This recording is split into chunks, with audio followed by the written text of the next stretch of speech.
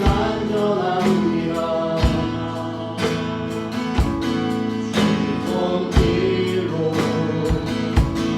내 삶을 가르치니 평안히 나를 걷습니다. 나 비록 넘어지며 흔들리지만 주의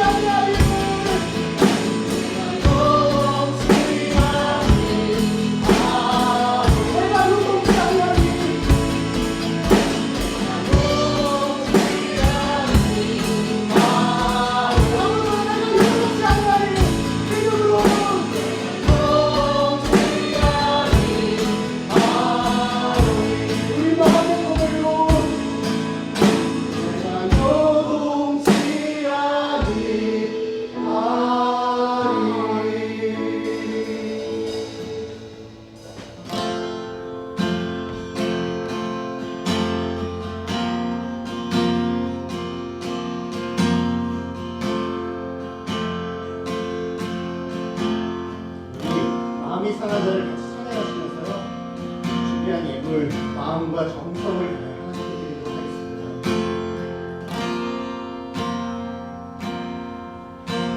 마음이 상한 자를 고치시는 주님, 하늘의 아버지 날 주관하소서. 주의 길로 인도하사 자유케 하소서. 새 일을 행하사 누구게 하소서. 처음부터 다시 해볼까요? 이상한 자를 고치시는 주님, 하늘의 아버지 날 주관하소서. 주의 길로 인도하사 자유케 하소서. 새 일을 행하사 누구게 하소서. 우리의 주도 목이 마르니 성령의 기름 부으소서. 우리의 주도 목이 마르니 내 잠을 채워주소서.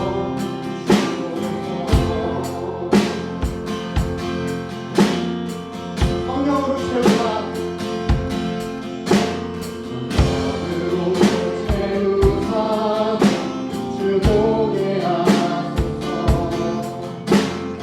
주의 임재 속에 은혜 알게 하소서. 주께로 살아가리 세상 끝날까지. 나를 믿으시고 새날 열어주소서. 이제 주이고 목이 마르니 성령의 기름 부으소서. 이제 주이고 목이 마르니 이제 주이고 목이 마르니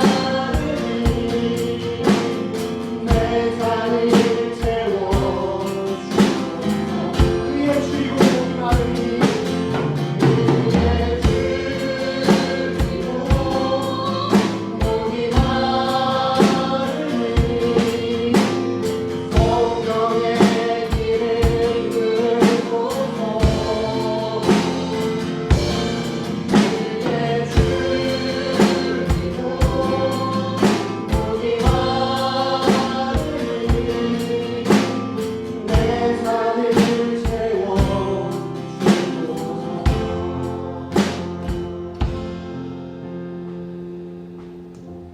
이 시간 같이 주보에 나온 기도 제목 가지고 하나님 우리의 마음을 모아 기도했으면 좋겠는데요. 코로나 사태가 터지니까 우리가 상황들이 많이 어려워지잖아요. 그러면서 보게 되는 것이 이 세상의 것들은 항상 한정적이라는 것을 보게 됩니다.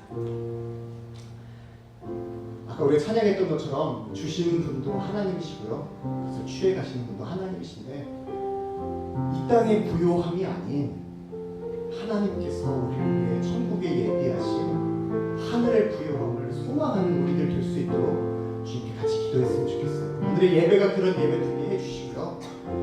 이 어려운 시기 가운데 주님의 은혜 안에서 평안과 기쁨을 더 누릴 수 있도록 주님 우리 마음과 생각을 붙잡아 주시고 오늘 예배 가운데 하늘의 부요함이 보여질 수 있도록 우리가 깨닫고 그것을 붙잡는 예배 되도록 주님 오늘 이 시간 함께 해주십시오. 우리 같이 주여 부르고 기도하도록 하겠습니다. 주여!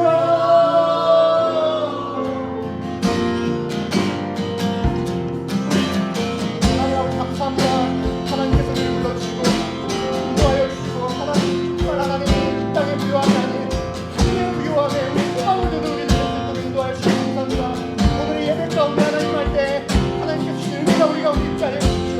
유한한 앞에 있는 화면 보셔도 감사하겠습니다. 26절 제가 먼저 교독합니다. 공중의 새를 보라. 심지도 않고 거두지도 않고 창고에 모아들이지도 아니하되 너희의 하늘 아버지께서 기르시나니 너희는 이것들보다 귀하지 아니하냐.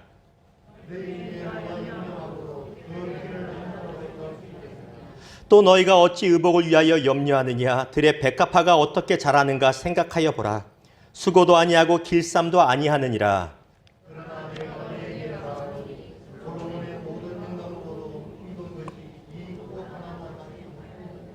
오늘 있다가 내일 아궁이에 던져지는 들풀도 하나님이 이렇게 입히시거든. 하물며 너희일까 보니야. 믿음이 작은 자들아.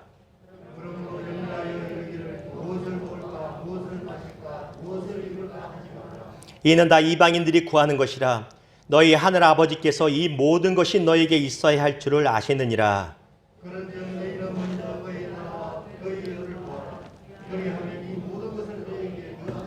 같이 읽습니다. 그러므로 내일을 위하여 염려하지 말라. 내일은 내일이 염려할 것이요 한날의 괴로움은 그날로 족하니라. 아멘. 오늘 말씀을 가지고 그러므로 설교 시리즈 첫 번째 시간으로 그러므로 염려하지 말라라는 주제와 제목으로 주의 마음 같이 나누기를 원합니다. 다음 주에는 그러므로 두려워하지 말라라는 주제로 주의 마음을 나눌 것입니다. 이 시대에는 참 좋은 TV 프로그램들이 많습니다. 드라마도 막장뿐만 아니라 참 우리의 마음을 따뜻하게 하는 좋은 것들이 있습니다.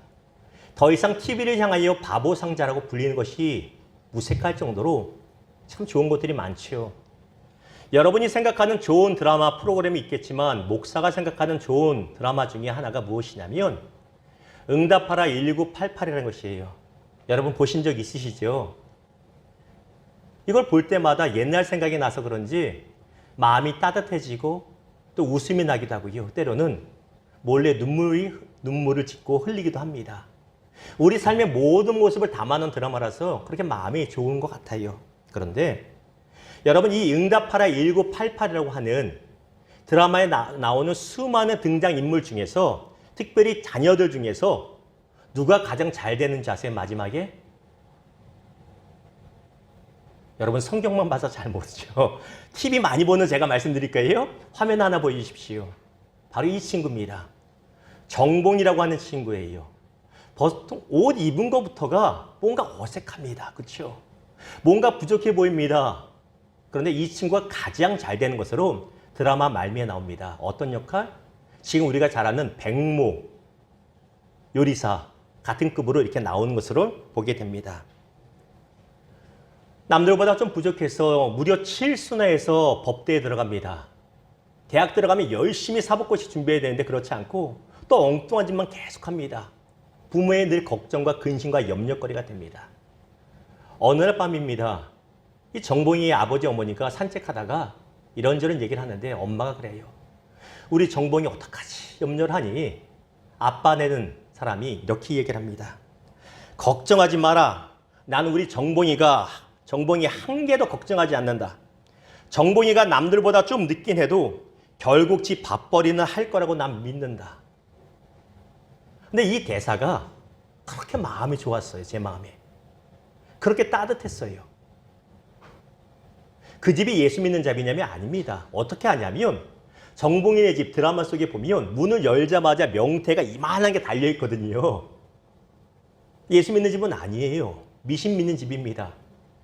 그럼에도 불구하고 내 아들이 반드시 잘 될 거, 지금은 좀 부족해 보여도 반드시 잘 될 거에 대한 믿음이 있고 염려하지 않습니다. 그리고 그 믿음대로 정말 가장 유명한 사람이 됐다는 것이에요. 여러분께 여쭙습니다.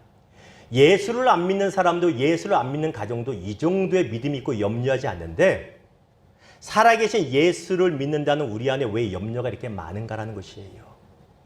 살아계신 예수를 믿는데 내 자녀에 대한 염려가 왜 이렇게 한두 끝도 없는가? 우리의 믿음이 어디 있는가를 한번 돌아볼 필요가 있다는 것입니다. 저희가 최근에 참 좋아하는 사자성어가 있습니다. 보여주시겠습니까? 바로 하로동선이라는 것입니다.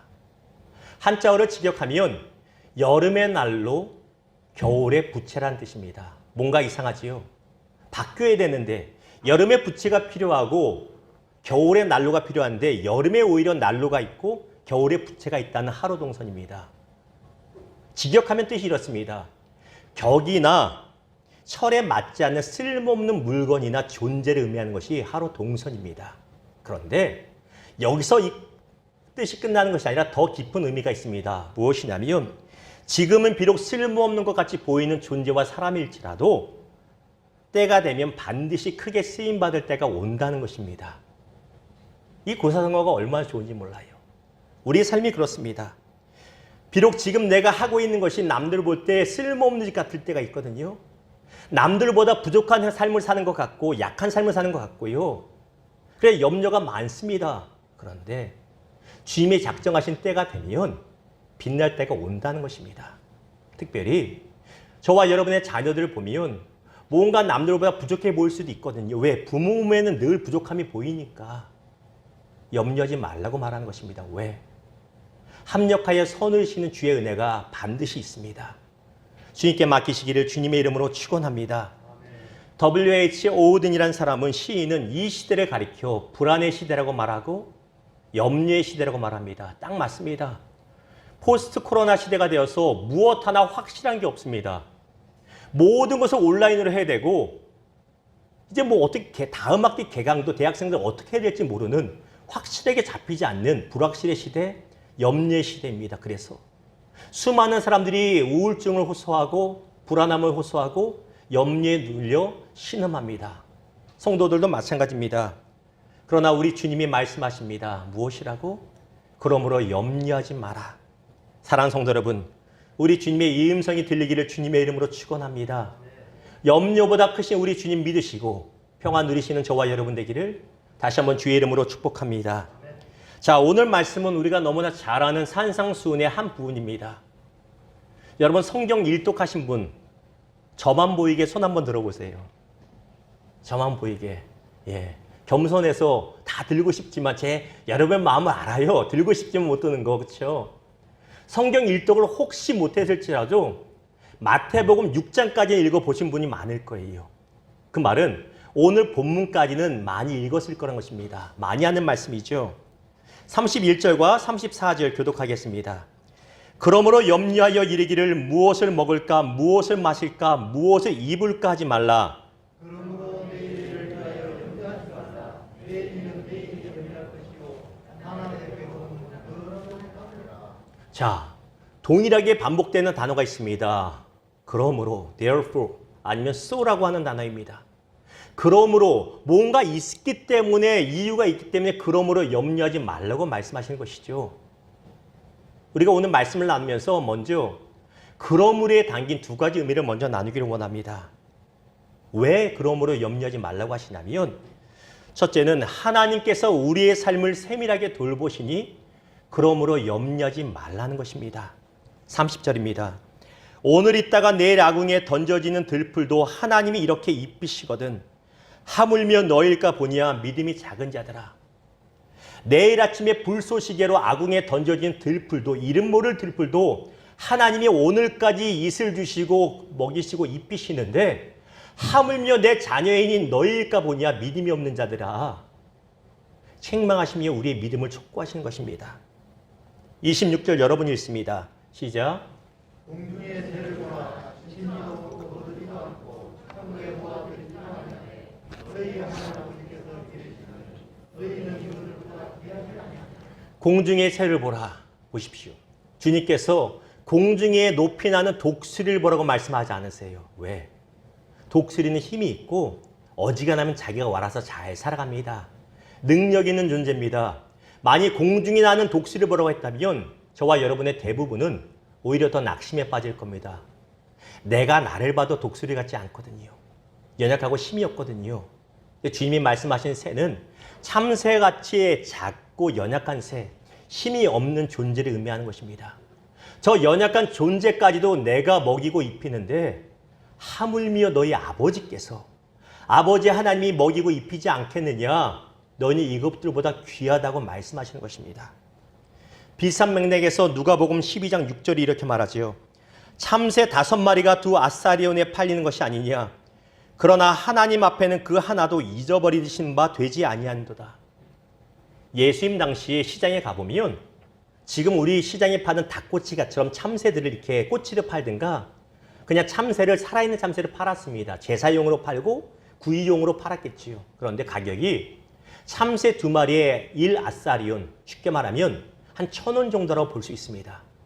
참새 2마리에 1,000원입니다. 그러면 계산해 볼까요? 참새 4마리면 얼마입니까? 2,000원이죠. 너무 어려운 거 물었습니까? 이 정도는 알아야죠. 4마리면 2,000원입니다. 그런데 우리 누가복음 12장 6절에 보면 2,000원에 몇 마리? 5마리라고 말해요. 순교님 뜻이 무엇이냐면 한 마리는 플러스 1, 보너스로 줬다는 것이에요.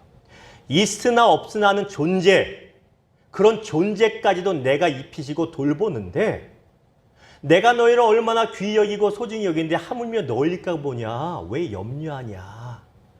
비유로서 우리에게 말씀하고 계시다는 것입니다. 사랑하는 성도 여러분, 우리는 참새보다 귀한 존재입니다. 비교할 수 없을 만큼 귀한 존재입니다. 염려하지 마시기를 주님의 이름으로 축원합니다. 두 번째, 그러므로 염려하지 말아야 되는 것은 하나님께서 우리에게 대해 이미 다 알고 계시니 염려하지 말라는 것입니다. 32절 보십시오. 이는 다 이방인들이 구하는 것이라 너희의 하늘 아버지께서 이 모든 것이 너희에게 있어야 할 줄을 아시느니라. 아시느니라. 헬러 단어 오이다라고 하는 원형을 가진 단어입니다. 이 단어는 단순히 알다는 것이 아니라 내가 너의 상황을 다 보고 있다는 의미고 너의 마음을 다 내가 인식하고 알고 있다는 의미입니다. 네 마음 다 안다. 네 어려운 거 다 안다. 너 필요한 거 다 안다는 것입니다. 우리 예수님이 무엇을 알고 계시고 우리 하나님 아버지가 우리에 대해 무엇을 알고 계세요? 우리의 삶의 모든 필요를 아시고 우리 삶의 모든 약함을 아시고 우리 삶의 모든 수고와 눈물을 기억하고 알고 계신다는 것입니다. 6장 8절입니다. 그러므로 그들을 본받지 말라. 구하기 전에 너희에게 있어야 할 것을 하나님 너희 아버지께서 아시느니라. 우리에게 있어야 할 것을 구하기 전에 이미 아신다고 말씀하십니다. 가끔씩 성도님들이 저에게 이런 얘기 하세요. 목사님네 아이들 금성이 산성에 보면 참 든든합니다. 꼬마였고 애들 같았는데 어느새 청년이 돼서 참 든든합니다. 목사님도 든든하시지요? 예, 그렇죠. 든든하죠. 하나님의 은혜로 잘 키워주시니 감사합니다라고 대답을 합니다. 그럼에도 부모 눈의 자녀는 항상 아기 같습니다. 70세 중반이신 저희 어머니가 그렇게 저에게 귀에 딱지가 않도록 전화하신 말씀이 마스크 쓰고 다녀. 어머니, 저 나이 50이에요. 그래도 계속 얘기하세요. 왜? 부모 눈에는 자녀는 아기 같으니까. 저에게 청년이 된 저희 아이들 봐도요, 동일합니다. 아이들이 저에게 다 컸다고 얘기 안 해도 아이들 방에 가끔씩 들어가면 아이들에게 볼펜이 필요하겠구나를 제가 봅니다. 아하, 노트가 필요하겠구나. 아이들의 침대포, 베개포를 빨 때가 됐구나. 말하지 않아도 다 알고 알아서 움직입니다. 출퇴근하면서 현관을 들이다가 아이들의 신발을 보고 아이들의 신발이 닳아서 새로 살 때가 됐구나. 말하지 않아도 다 압니다. 이것이 부모 아닙니까? 하나님 아버지가 말씀하시는 거예요. 너희가 내게 말하기 전에도 내가 다 안다. 너희 삶에 필요한 거 안다라고 말씀하고 계시다라는 것입니다. 이 사실 믿어지기를 주님의 이름으로 축원합니다. 출애굽기 3장 7절 여러분 읽습니다. 시작. 여호와께서 이르시되 내가 애굽에 있는 내 백성의 고통을 분명히 보고 그들이 그들의 감독자로 하며 그 근심을 알고 애굽에서 종살이하는 이스라엘 백성들의 고통과 신음을 하나님이 알고 계시고 그 마음의 괴로움을 보고 계시고 육체의 약함을 알고 계셨다는 것입니다. 그럼에도 하나님이 움직이지 않는 것 같고 하나님이 내 마음 몰라주는 것 같아서 서운했지만 하나님은 가장 좋은 때를 기다리시고 마침내 구원해 내셨다는 것입니다. 사도행전 10장 4절은 이렇게 말합니다. 고넬료가 주목하여 보고 두려워 이르되 주여 무슨 일이니까? 선사가 이르되 내 기도와 구제가 하나님 앞에 상달되어 기억하신 바가 되었으니. 고넬료라고 하는 사람은 로마 군대의 장교였습니다. 그럼에도 하나님을 정말 잘 믿었습니다. 누가 칭찬하든 안 하든 알아주도 아니든 간에 열심으로 기도하였고 열심으로 구제하며 선행하는 삶을 살았습니다. 누구 하나 와서 상 주는 사람 없었지만 누가 보고 계셨어요? 하나님 아버지께서 보고 계시고 때가 되면 그의 가정 가운데 구원의 큰 축복을 베풀어 주셨다는 것입니다. 여러분, 선을 행할 때 낙심하지 마십시오. 왜? 모든 것을 보고 계시는 우리의 아버지께서 때가 되면 갚아주시기를 믿으시기를 주님의 이름으로 축원합니다. 제가 기억하고 있는 저희 아버지의 모습 중에 이런 모습이 있습니다. 여러분도 사랑하는 사람들의 모습 기억하시죠? 우리 사랑하는 천국관 우리 집사님의 모습을 우리가 기억하지만 저 또한 저희 아버지 모습을 기억합니다. 이제 목회하시고 은퇴하셔서 지방에 아직 계시는데 목회하면서 제가 아버지 모습이 떠오를 때가 언제냐면 이렇게 목회하시고 설교하셨지 그때가 떠오를 때가 있어요. 근데 특별히 언제냐면 설교하시다 우실 때 어릴 때 봤는데 그게 아직도 생생합니다. 한 번은 이럴 때였습니다. 성가대가 보통 찬양을 하고 보통 성가대 많이 있지 않습니까? 그리고 목사님이 올라와서 설교하는데 성가대가 이런 찬양을 불렀어요. 주님 한 분밖에는 사랑할 리 없어요. 나는 행복해요. 이 찬양인데 그게 그렇게 감동이 되셨나 봐요. 말씀을 전하시기 전에 찬양의 은혜 받았다 그리고 우시면서 말씀을 전하셨던 게 그 기억이 나요. 한 중학교, 고등학교 됐나요, 제가? 그리고 또 한 번이 언제냐면 이 찬양을 하시면서 눈물 짓던 게 기억이 납니다. 그 많은 날 지나고라고 하는 옛날 복음성가입니다. 내 주의 일을 하는데 피곤함이 많았네. 어떤 때는 슬펐고 어떤 날은 괴로워. 그 많은 날 지나고 이제 주님 배울 때 내 피곤함 아시고 나를 맞아주시니 그 많은 날 지나고 이제 주님 배울 때 나의 주님 아시고 나를 맞아주시네. 저도 트로트 나갈까요? 자, 이 찬양을 하면 그렇게 우세요. 왜 이렇게 우실까? 은혜로워서 우셨겠다 싶은데 제가 목회를 하면서 돌아보니까 아버지 목사님께도 나름 잡은 장로교 중용교회를 목회 개척해서 하셨지만 왜 어려움이 없었겠어요? 왜 괜히 미움받는 거, 욕 듣는 거 왜 없었겠어요? 근데 그 아무도 몰라주는 것 같은데 주님이 내 수고 기억하신다는 그 가세에 꽂히셨던 것 같아요. 사랑하는 성도 여러분, 하나님 아버지께서 여러분의 삶의 수고를 다 기억하십니다. 여러분이 부모로서 자녀를 위해 애쓰는 거 다 기억하시고 여러분이 각자의 자리에서 나름 애쓰고 사는 거 주님이 다 기억하십니다. 이 사실이 저와 여러분에게 위로가 되기를 주님의 이름으로 축원합니다. 우리 하나님이 우리 삶의 필요를 아시고 우리의 약함을 아십니다. 이 사실 굳게 붙들고 평안을 누리시기를 주님의 이름으로 다시 한번 축원합니다. 그렇다면 이제 크게 두 번째로 그러므로 우리가 염려 대신에 해야 될 것이 무엇인가를 잠시 나눠보겠습니다. 베드로전서 5장 7절입니다. 같이 읽을까요? 시작. 너희 염려를 주께 맡기라. 이는 그가 너희를 돌보심이라. 하나도 빠짐없이 큰 염려나 작은 염려나 주께 맡기라고 말합니다. 명령입니다. 맡기라는 것이 무엇입니까? 기도하라는 것이에요. 염려의 쓰나미가 밀려올 때 기도하라는 것이고 염려의 폭풍우가 몰려올 때 기도하라는 것입니다. 그 이유가 무엇인지 아세요? 우리의 염려는 비생산적이고 불신앙의 상징이기 때문입니다. 27절입니다. 너희 중에 누가 염려함으로 그 키를 한 자라도 더할 수 있겠느냐? 우리가 일반적으로 기억하는 예수님의 모습은 잘생기고 금발의 인자한 모습입니다. 머리에는 노란색 후광, 아우라가 비치는 모습. 왜? 어려서부터 그런 예수님의 모습만 봤으니까. 그렇죠? 사진을 통해서, 그림을 통해서, 영화를 통해서. 그런데 실제 예수님에 대한 기록을 보고 어법을 살펴보면 오히려 정반대에 가깝습니다. 예수님은 사랑이 많으셨지만 굉장히 터프하셨어요. 목수였는데. 그리고 굉장히 농담 잘하시는, 아재 개그 잘하시는 예수님이었던 것을 보게 됩니다. 우리가 읽은 27절이 그렇습니다. 다시 한번 보여주시겠어요? 당시에 유대인들에게 있어서 콤플렉스가 하나가 있었는데 무엇이냐면 지배 계급인 로마 사람들보다 키가 많이 작았습니다. 평균 키가. 그게 콤플렉스가 있었어요. 우리가 키가 더 크면 저놈들은 어떻게 할 텐데 우리가 힘이 없어도 키라도 크면 좋은데 키도 작네? 이게 열등감이었다고 그래요. 예수님이 그 부분을 찝으시고 말씀하시는 거예요. 야, 왜 걱정하냐? 니네가 아무리 염려한다고 1cm라도 커지니? 안 되잖아. 염려하지 마 이것들아.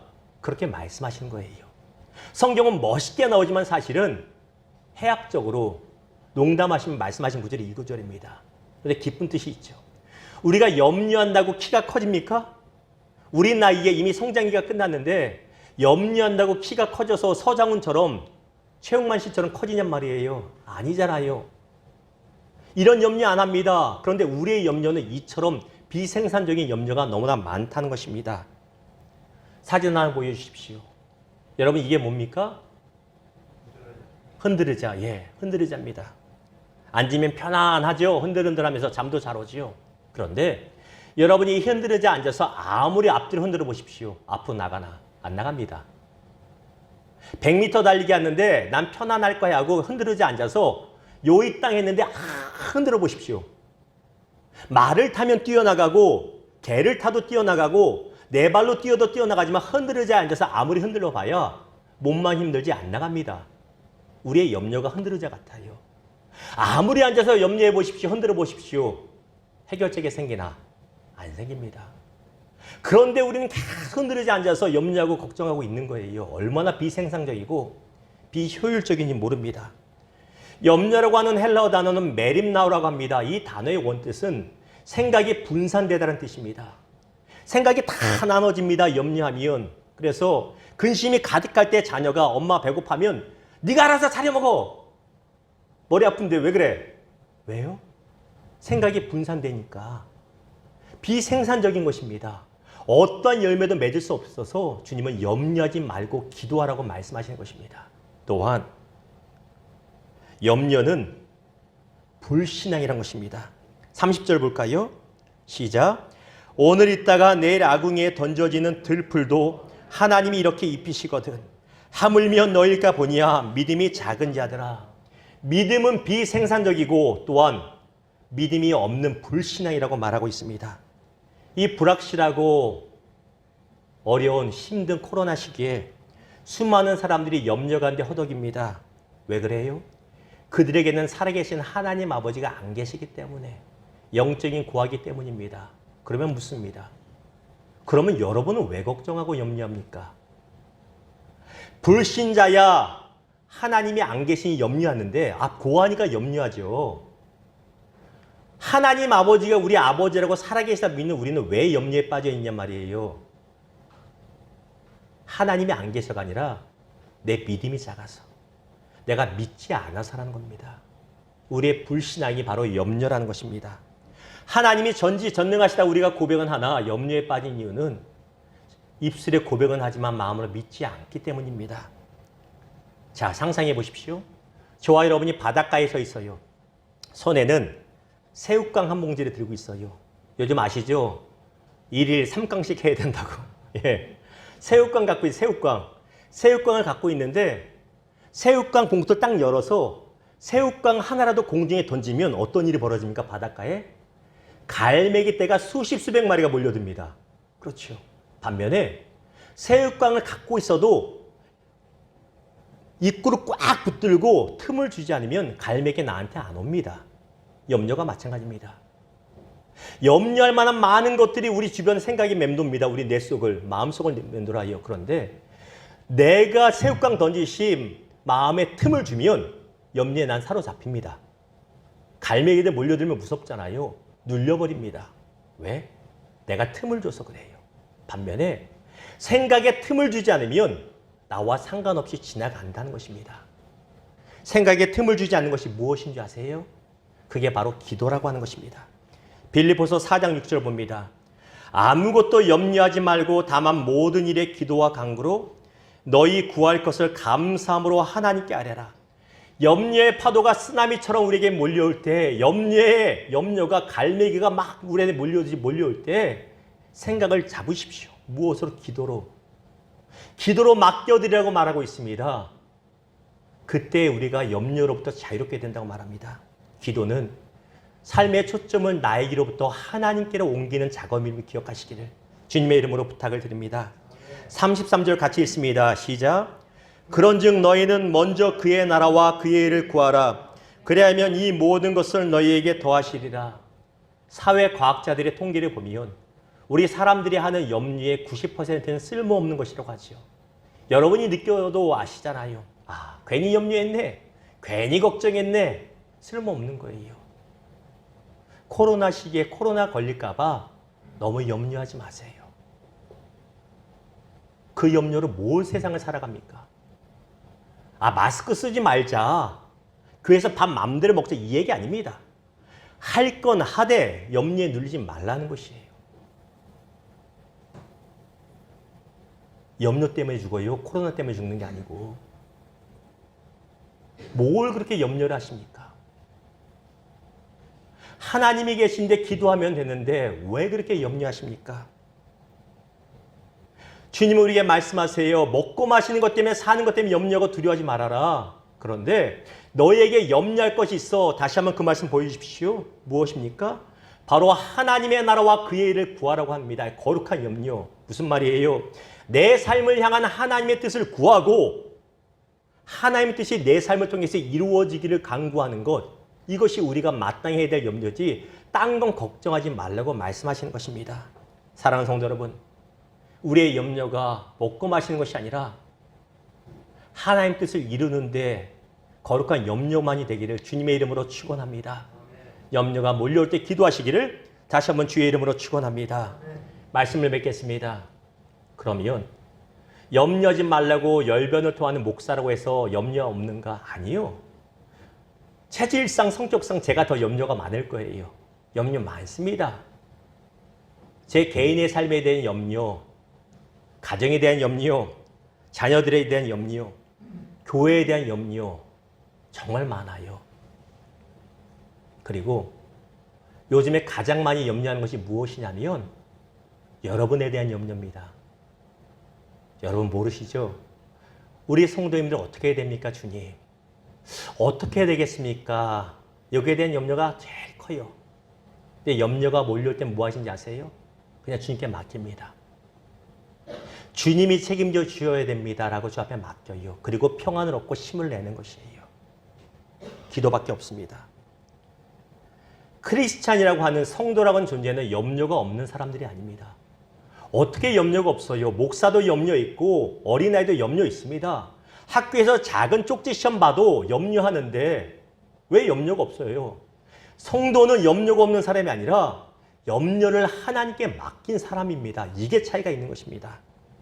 한 신학자가 초대교회 사람들의 성도들의 삶을 연구를 하다가 문헌을 쭉 뒤지다가 특별한 점 한 가지를 발견합니다. 그것이 무엇이냐면 초대교회 사람들은 이름이 똑같았다는 거예요. 이름이 같은 사람 너무 많아. 예를 들면 티테이오스 요한, 티테이오스 바울, 티테이오스 바나바. 우리로 말하면 티테이오스 황현수, 티테이오스 전준호, 티테이오스 김현순. 성도님들이 이름은 안 부를게요. 왜? 안 불렀다고 시험 될까 봐 혹시 더 염려가 돼가지고 안 부를게요. 다 티테이오스가 붙어있네? 왜 그럴까? 형제인가 친척인가 봤더니 그게 아니에요. 티테이오스라고 하는 단어, 라틴어 원어는 염려하지 않는 사람이라는 의미입니다. 그들의 삶이 얼마나 어려웠어요. 코로나요? 웃기는 일이죠. 이 정도는. 칼이 목에 들어오고 사자가 달려드는 삶 가운데도 신앙생활을 했던 사람들입니다. 그런데 그 수많은 의식주의 염려 가운데서 염려하지 않는 것이 성도의 자존심이고 정체성인 것을 그들은 되새겼다는 것이에요. 무슨 말인지 아시겠습니까? 더 이상 염려하지 않겠다. 왜? 우리에겐 하나님 계시니 이것이 그들의 자존심이었다는 것입니다. 여러분 자존심이 뭐예요? 엉뚱한 데 자존심 걸지 마십시오. 나는 하나님이 계시니 염려하지 않는 사람이다. 티테오스 무슨 집사고 무슨 권사고 무슨 성도다. 이 자존심이 저와 여러분 자존심이 되기를 주님의 이름으로 축원합니다. 시편 68편 19절 보십시오. 날마다 우리 짐을 지시는 주 곧 우리의 구원이신 하나님을 찬송할지어다. 날마다 우리 짐지신 주 얼마나 좋습니까? 비가 와서 메마른 대지를 적셔주신 분, 비가 오면 벌레가 없을까 봐 걱정하는 참새에게도 먹을 것을 책임주신 하나님이 저와 여러분의 매일 아침 책임주지 않겠습니까? 부동산이 이렇던, 정부가 이렇던 저렇던, 여러분 휘둘리지 마십시오. 너무 염려하지 마십시오. 여러분 주인은 하나님이시고 여러분의 아버지는 하나님 아버지입니다. 티테오스 누구? 염려하지 않고 기도하고 평안과 승리 누리는, 그러므로 염려하지 않는 저와 여러분 되기를 다시 한번 주님의 이름으로 축원합니다. 우리 같이 일어나서 찬양하고 우리 결단하며 기도했으면 좋겠습니다. 두려워 말라. 하나님이 말씀하십니다.